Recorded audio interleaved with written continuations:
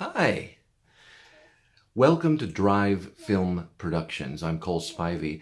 Lately, I have been seeing a lot of YouTube posts of 5 top best pictures of all time. So I thought I would go ahead and give you my 5 top best pictures, and a little reason why.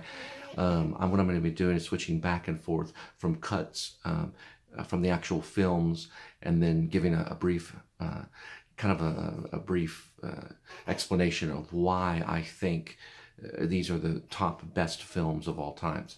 But anyway, so the first one that I'm going to include is a little film. Steven Spielberg, for number 5, is Saving Private Ryan. So here's a little introduction. Of course, we're going to have to listen to a little bit of advertisements, but there we go.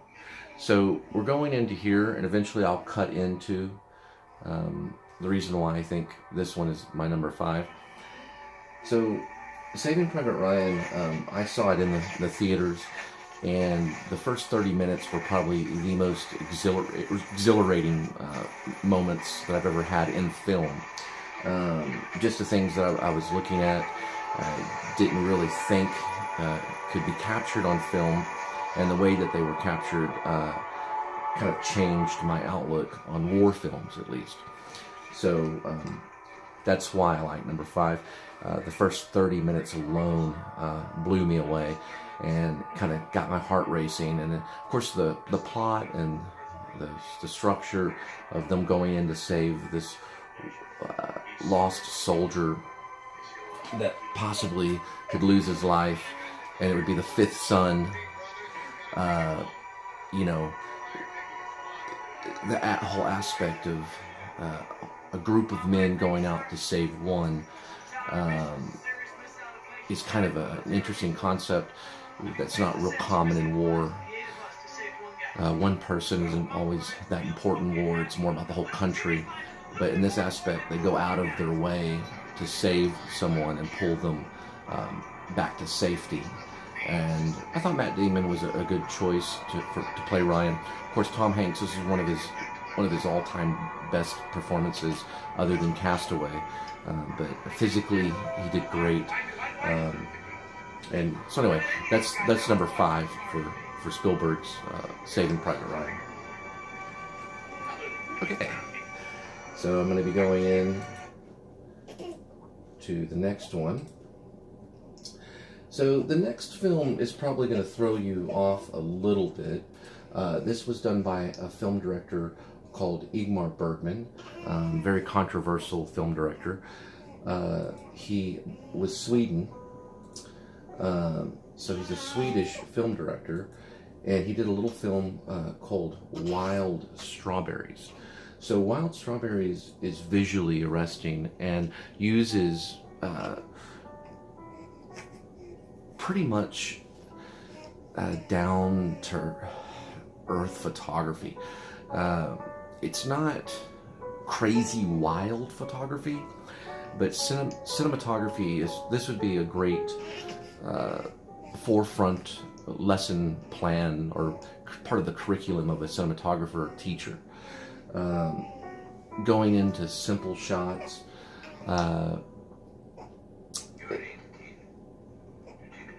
simple dialogue. It's not. It would never win like best screenplay, and there's nothing really. It probably never even win best picture, but the simple performances and this life of a doctor and this kind of subconscious dream world that he goes into was kind of a first of that time, to get into kind of surreal, well, not surreal, but more like dreamlike moments of life, but yet somehow it's put into real life. It's a film that explores the dream world in a real way, in a simple way, because the doctor has these dreams that are just epic. They're dreams that really say something about life and make an impact on you.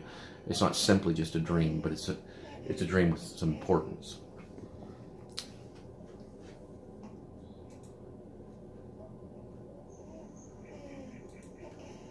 So we're gonna go in to the third.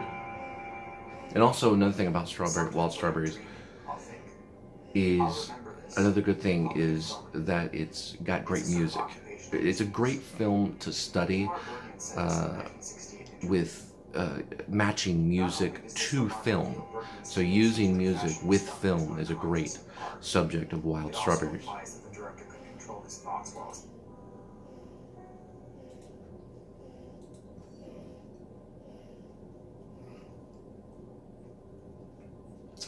All right, so now number 3. So we're on number 3. This is Stardust Memories, Woody Allen. There's a lot of reasons why I like Stardust Memories. Look at this right here. I don't feel funny. I look around the world and all I see is human suffering. So this is kind of one of the first times that we see a comedian attempting artistic expression in a high art form. So very opposite of Wild Strawberries, even though Woody Allen is a fan of Ingmar Bergman, but it's very opposite in the fact that he's taking art, he's using different cuts and angles and artistic expression, but yet it still has his own personal comic tone. So he's not losing his comic tone, but he's being very artsy. But he's doing it in a way where he gets away with it in an artsy way, but he's still Woody Allen, and he's still funny, and it's still his personality and everything. So Wild Strawberries really gets into the austere filmmaker, like Ingmar Bergman, but in a comic way that talks about personality. So it's his personality spilled out on a film in a very distinct way, and this is why it makes number 3. It's his personality, it's his life on film, and he wants to express it in a comical way and stay in his own medium, which is Woody Allen. And that would be number 3, Stardust Memories.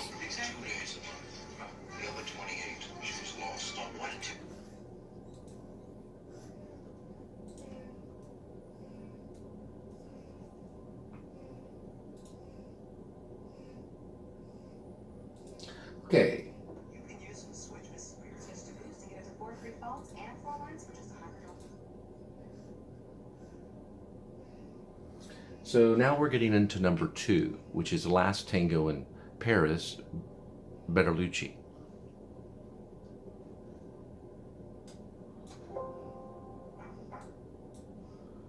So the opening, this is a movie clip from it, but one thing that I wanted to talk about Bernard Herrmann and Last Tango in Paris is the, oh, wait a minute, I have to go back on that. Bernard Herrmann did not do the score for Last Tango. It was someone else. But the riskiness of the soundtrack is there, just like in the fashion of Bernard Herrmann, and we're going to get into Bernard Herrmann later. But Last Tango is a great example of using a risky soundtrack with a artsy film, and of course a brilliant actor, Marlon Brando. Bernard Bertolucci, Marlon Brando, and the lead actress in this had a very tight relationship, so a lot of personality came across on film that was created because of the direction and because of Marlon Brando's choice and his relationship that he had with the actress. So they went overboard, and they really had this type of relationship, or very similar to this relationship, as they were making the movie. So they went to that extreme, which a lot of films don't really go that far. There has been some, but the reality of this relationship is very real, because it is real. And they did this in the film. So this was very risky. I'm going to try to get the soundtrack of some of it. These are mostly just movie clips. Here's a trailer, of course. So there's a lot of movement, as you can see, with Marlon Brando in this. He's very physical. Used his whole body. He used his dance experience. He used everything about him to make this film. He didn't personally like it. Marlon Brando didn't like it, but his whole being is in this film. He even used his own real life to create some of the monologues. So he was taking from his, and here comes the soundtrack, and the soundtrack, I'm not going to bring any names to it, but it has this risky Paris kind of feel that someone like Bernard Herrmann would have been able to make. But it wasn't Bernard Herrmann. I always get it mixed up. I always think Bernard Herrmann did that soundtrack. It wasn't. But anyway, regardless, the soundtrack is important, and of course the performance. This is my favorite Marlon Brando film because of the romance and the intense risk that he took as an actor to get across this role that he was playing, which was an ex-actor, a military guy that got lost in Paris and found this woman and had this, exaggerated, passionate affair with this woman. It ends in death and things like that. And it also gets into the fact that his wife, there's a great subplot with his dead wife that he eventually has this brilliant scene with at the funeral and all this stuff. It's just so heartbreaking to see this man go through this like almost anti-family life, pulled from community, just completely pathetic and disgusting and sinful, full of so much sin and but anyway, I wanted to bring to the forefront of that one. Now, the next film, which is, I found out, which is many people's favorite film, is this little film called Taxi Driver. So, of course, Martin Scorsese is still in the front for one of the best directors of all times, other than David Lynch or maybe Francis Ford Coppola and Spielberg. We're dealing with De Niro's best performance, probably of all time, other than Awakenings. But it's the whole thing from the beginning to the end is genius because it's economically done. This is the most economic film that I've ever seen in my life when it comes to every single frame being worthwhile, everything being a postcard, everything having a great soundtrack. Bernard Herrmann's best soundtrack. Bernard Herrmann was known to do Alfred Hitchcock soundtracks, and so everything in it is worthwhile and economic. And they're great to do a remake of it.